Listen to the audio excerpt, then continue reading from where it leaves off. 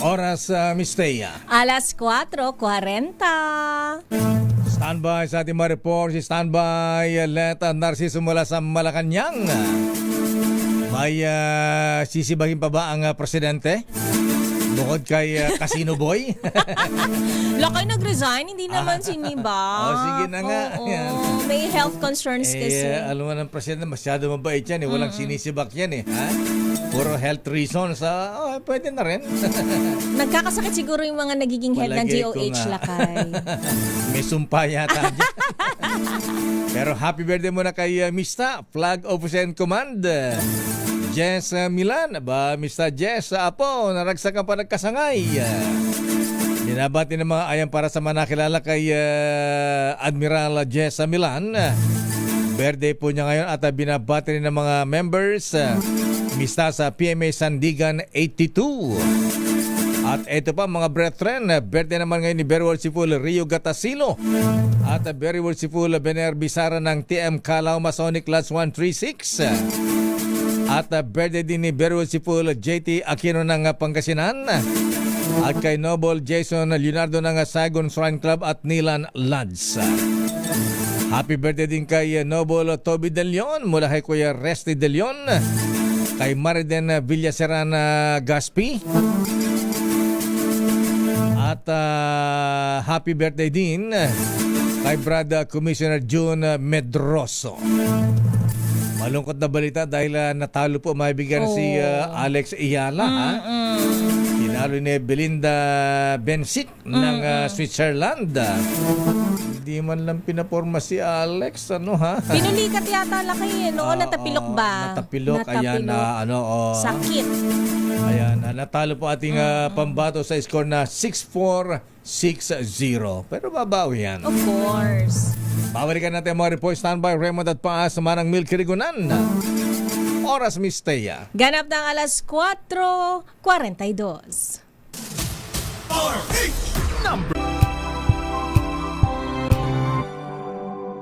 Kasabay ng mga hamon at pagbabago sa paglipas ng panahon, nananatiling tapat ang DZRH sa paghahatid ng serbisyo sa publiko.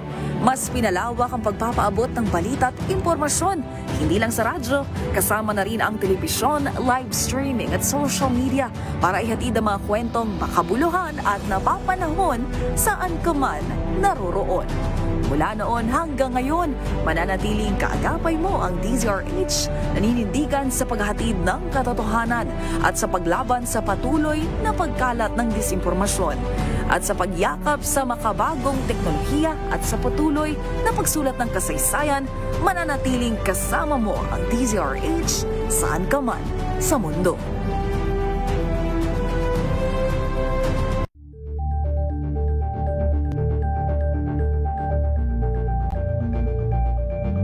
Maagang balitaan, maagang usapan sa mga issue at balita. Kasama si Kuya Angelo Palmones sa Magandang Umaga Pilipinas. Mula Lunes hanggang Biyernes.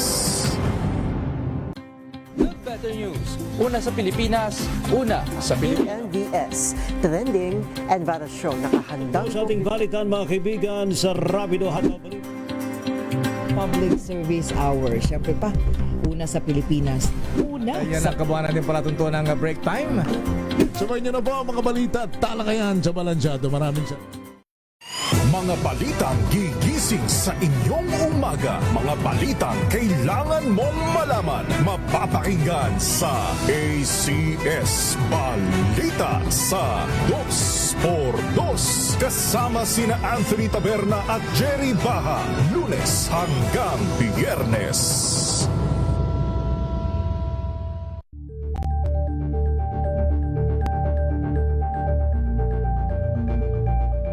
Alamin ang mga maiinit na isyung pambayan, mga balitang kailangan mong malaman, usapin sa pamahalaan, politika, ekonomiya at kabuhayan. Ito ang mga dapat mong malaman, pakialaman at pag-uusapan dahil kayo ang tinig ng mamamayan dito sa Damdaming Bayan. Live sa DZRH Radio, DZRH TV at DZRH Digital. Kasama sina Lakay, Deo Macalma Lima at Elaine Apit. Araw-araw, Lunes hanggang Biyernes. Damdaming Bayan.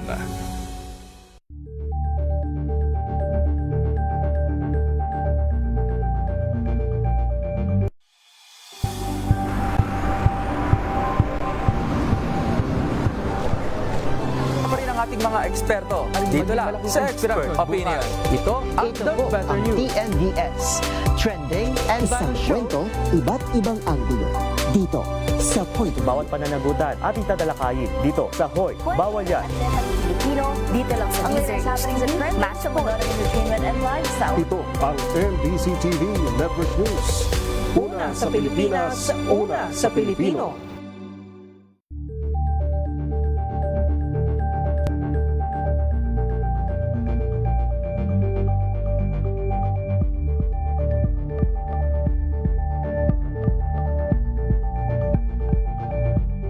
Tumunog na ang gandingan para sa kalikasan.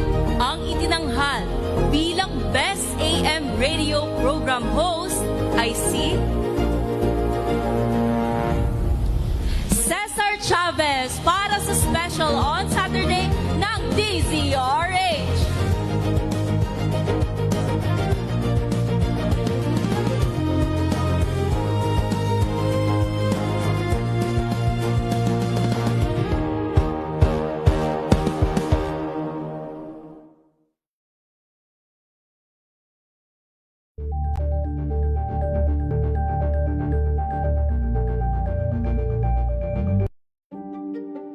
Buklatin ang mga pahina. Pakinggan ang boses ng lipunan. Tunghayan ang mga issue mula sa ibang katayuan. Nakakalungkot kasi deserve ba namin ng ganito? Na hindi nila alam kung ano talaga yung kanilang mga karapatan. Yung gobyerno, tinulungan nila yung kanilang magsasaka. Pinapatahimik tayong lahat using various laws. Through education, kayang-kaya nating baguhin yung ganitong klaseng pag-iisip. Isang kwento, iba't ibang anggulo. Dito, sa Point of View.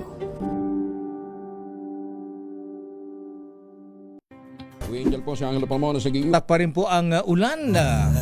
Abay, nagpakita ng araw kanina pero ngayon ay umuulan na naman. Oras sa Miss Thea. Ganap ng alas 4:48 ng hapon. Oras na para mamigay tayo ng aginaldo sa ating Kring Kring Panalo promo. Take it away, Kring Kring. Kring Kring. Makinig maigi! Ito na ang chance mo na manalo ng instant 500 pesos kapag narinig mo na ang mahiwagang Kring Kring. Tignan mo na ang iyong cellphone, baka ikaw na ang susunod naming winner sa Kring Kring Panalo Malacash sa telepono. Paano sumali? Bisitahin ang Facebook page ng DZRH, fill up pa ng Google Sheet na nakapin sa DZRH FB page at hintayin ang aming tawag sa telepono. Kring Kring na!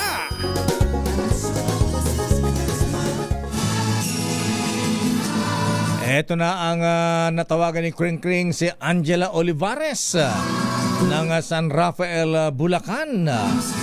Ito yata may-ari ng Olivares Hospital tsaka Olivares University. Ay, oo nga, big time. Ayan, Ate Angela Olivares, magandang hapon. Hello po. Ayan, kumusta kayo sa San Rafael, Bulacan, ate? Umuulan pa ba dyan? Maulan pa rin po. Maulan pa rin. Binaha ba kayo, ate? Hindi naman po. Ayan, dahil umuulan pa rin dyan, Ate Angela, ayan, uulan ka namin ng aginaldo. Yay! Basta sagutin mo naman ng tama ang aming mahirap na tanong. Anong himpilan ng radyo ang nagdiriwang ng 87th anniversary? Ito ang kauna-unang himpilan ng radyo sa Pilipinas at number 1. DZRH Ang galing mo talaga, Ate Angela Olivares ng San Rafael, Bulacan. Congratulations! Wala pa anuman, ate. At eto na, hatawin natin ang mga reports mula sa Malacanang. Desisyon sa extradition ni Pastor Apollo Kibuloy malalaman sa susunod na linggo ayon sa Malacanang. May pabitin-bitin pa ang presidente. Yan na naman tayo sa mga abangan. Ay, abangan.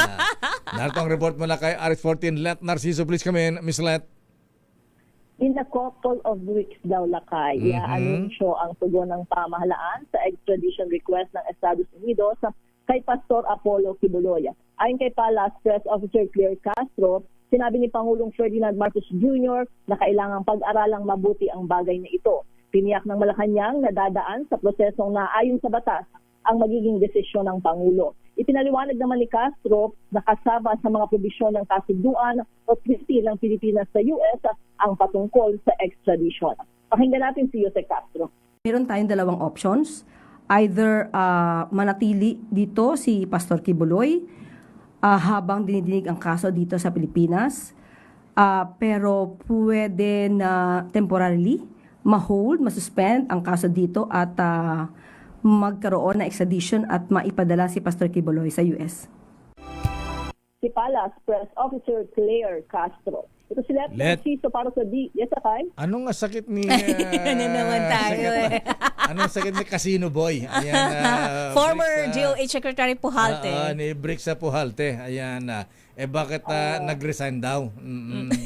Walang binanggit lakay ang Malacanang dahil kung saan naman daw na nag-resign at tinanggap yun ng Pangulo. Nanganganti daw yata kasing kamay eh. Ayan. Di ba masakit na yung ulo lakay? Ka-explain ng side niya. Nanganganti yung kamay sa sa casino? ng mga casino chips. Ay, maswerte ba siya doon? Marami daw ba?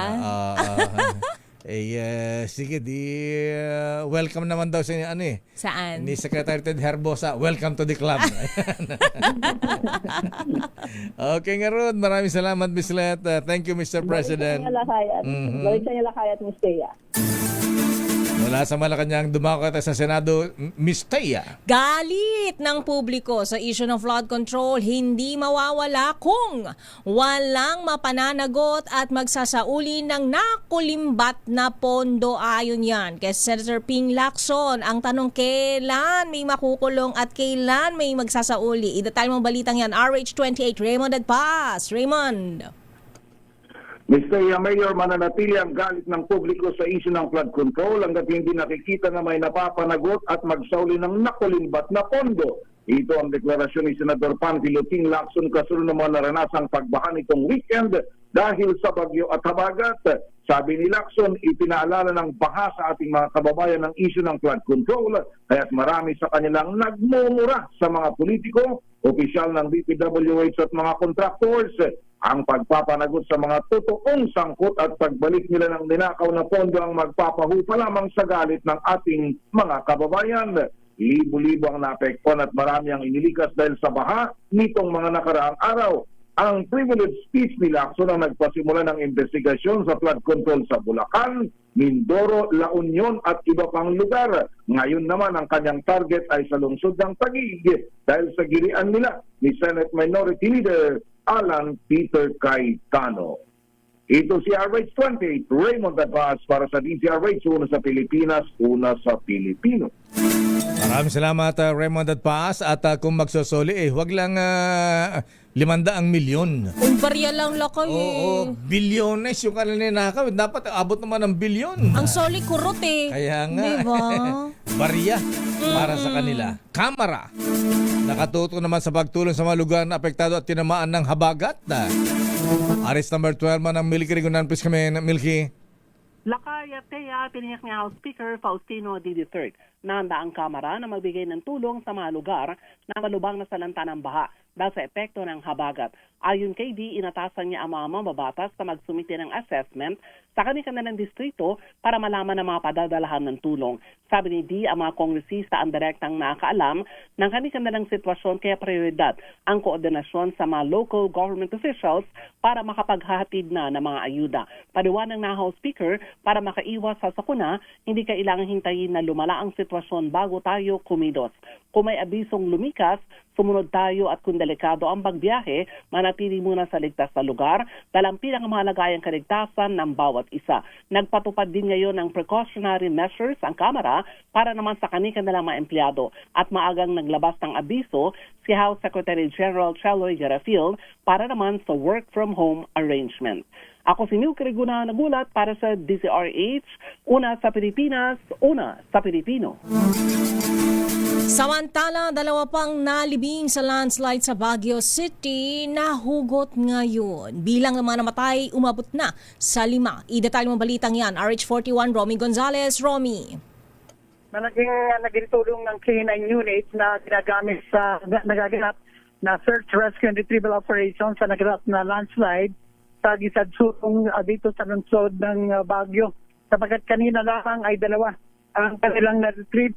Isang 2-year-old na batang babae, bandang alas 2:53 at sumunod naman, ang isa pang adult na babae naman, ang na-retrieve nila, subasta sa kanilang nasawi. Kung kaya't umakyat na sa 5 ang kumpirmadong nasawi sa naturang landslide. 3 yung na-retrieve, o bale 4 yung na-retrieve na buhay. Samantalang meron pang 5 pa yung sinasabing hinahanap pa ng iba't ibang mga rescue team na galing na sa iba't ibang lugar sapagkat may mga uniform personnel na rin na dumating na sa ganito ay kahalilin. Yung mga napagod magdamag na nagsagawa ng naturang operasyon sa lakas ng ulan, hindi sila natinag upang ituloy itong rescue operation. Subalit tabang tumatagal nga ay dumadami itong nagiging biktima o kaya nasawi sa naturang landslide sa may Gisadsurong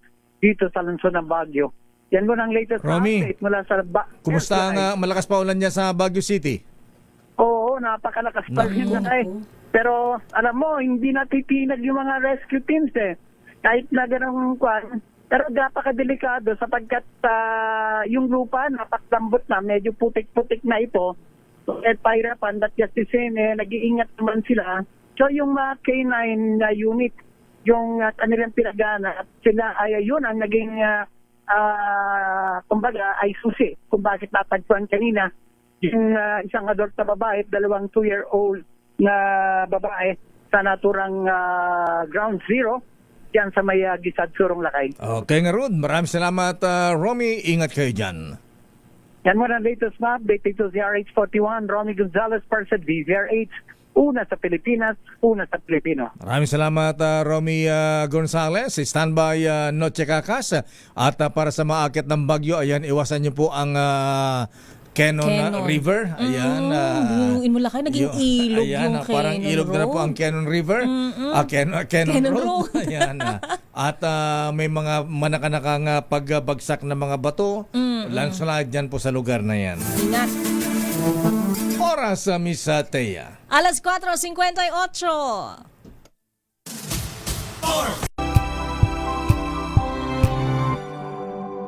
Tambalang Anthony Taberna at Jerry Baha ang gigising sa inyong umaga dahil lalatay ang humahagupit na diskusyon at komentaryo Lunes hanggang Biyernes sa 2x2.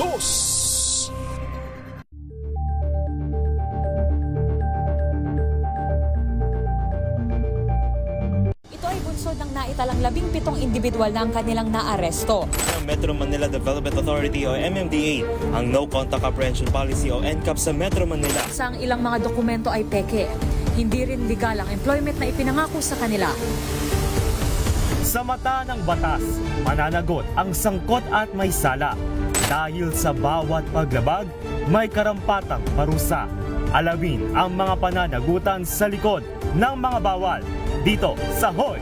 Bawal yan, tuwing Sabado, alas 11:30 ng umaga. Dito lang sa DZRH TV. Good Better News. Una sa Pilipinas, una sa Pilipinas. NBS, trending and viral show nakahandang sa ating balitan mga kaibigan sa Rapido Hataw. Public Service Hour. Siyempre pa, una sa Pilipinas. Una Ayan sa... ang kabuhanan din pala tuntunan ng break time. Sabay niyo na po ang mga balita at talakayan sa Balansyado. Maraming salamat. Tumunog na ang gandingan para sa kalikasan. Ang nagkamit ng parangal bilang Best News Anchor ay walang iba kundi si Angelo Palmo. By Noche Kakas, iimbestigahan na rin ng Ombudsman ang 60 billion pesos na flood control project sa Cebu. Sinabi ni Ombudsman na Boying Rimulya na ang naturang halaga ay inilaan sa loob ng 6 na taon na ang 20% ay napunta sa 7th District at ang 25% ay nasolo na isang kontraktor. Sino yan? Ayon kay Rimulya, kailangan malaman kung bakit matindi pa rin ang baha sa ilang bahagi ng Cebu sa kabila na napakalaking budget para sa flood control project sa nasabing probinsya. Kabilang sa imbestigahan ay ang disenyo at implementasyon ng mga nabanggit na project. Sinabi ni Rimulya na magiging bahagi ng imbestigasyon ay ang pagsasailalim sa lifestyle check ng ilang opisyal sa Cebu at mga contractors. Samantala, van driver at pahinante sugatan matapos maaksidente sa SLEX Calamba, Laguna. Idetalyo ang balitang yan, RH27 Noche Kakas Noche.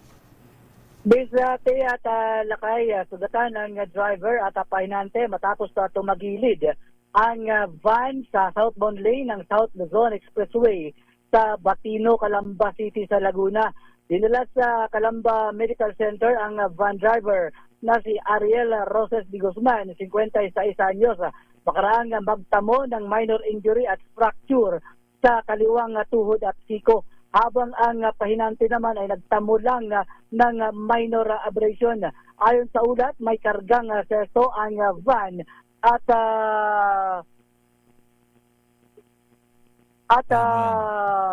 kaya mo yan. At binabaybay ang southbound lane ng SLEX na biglang kinat ng isa pang sasakyan. Dahil dito, nawala naman nun ng control sa ang driver sa Manibela at dumiretso mangga sa center meridian dahilan para tumagilid. Ginamitan pa kanina lakay at misteya ng heavy lifter ang FB van para mailabas ang naipit na driver bago isinugod sa ospital. Aristo 7, Lutikakas DCRH, una sa Pilipinas, una sa Pilipino. Maraming salamat, Chikakas. At para sa ating mga motorista, abay ingat-ingat po sa pagmamaneho, dahan-dahan lang. Yes. Dahil delikado ang kalsada, madulas. Slippery when wet. Strait of Hormuz, sarado pa rin sa kabila ng Iran-Oman Pistoks. Ang detalye mula kay James Galange. James. Sa kabila na nagpapatuloy na negosasyon sa pagitan ng Iran at Oman, may pinasabog na 2 oil tanker ang Iranian Army sa Strait of Hormuz na pagmamayari ng isang kumpanya mula Abu Dhabi.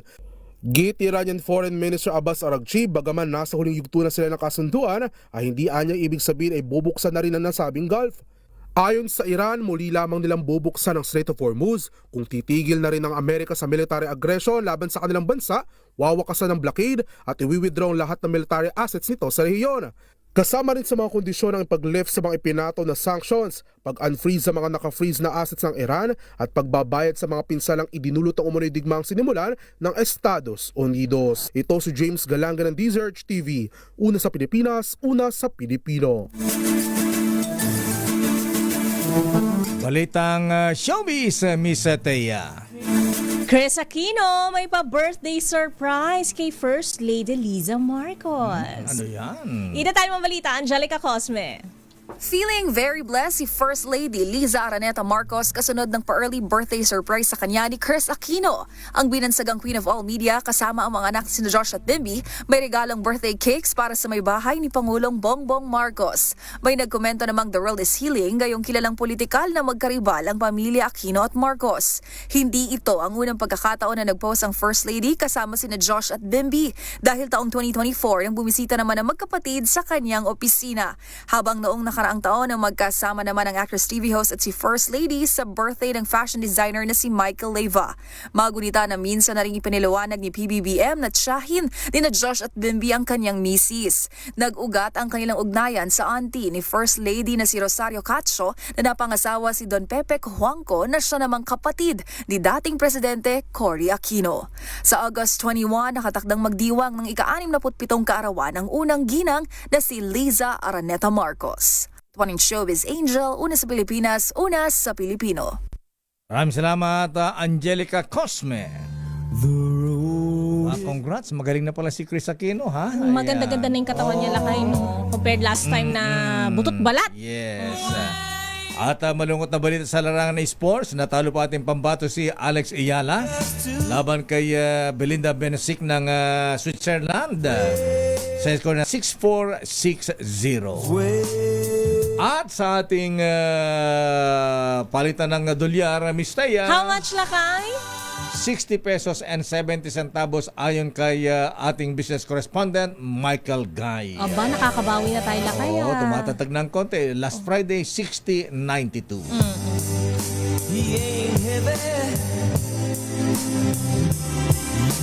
At mga kuya, wag muna kayong magpapaharga ng gasolina. Yun, Dahil inabangan medyo ko malaki yan. ang rollback bukas. Inabangan ko yan, lakay. Diesel, 4 pesos and 30 centavos. Gasolina, 4 pesos and 70 centavos.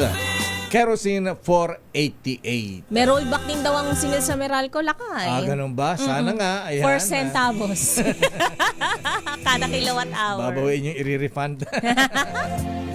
At yan ang kabuuan natin palatuntunan ng break time. Ako po si Deo Makalma. Ako naman po, Thea Petro Carpuz.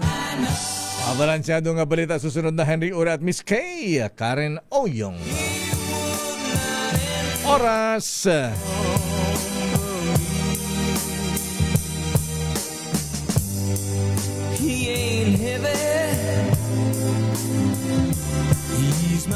Oras, birthday boy Mr. Jess Milan, alas 5:06. Ang oras ay hatid sa inyo ng Wow, ang saya. Isang barangay na labada, puro mancha pa. Goodbye, pahinga. Mommy,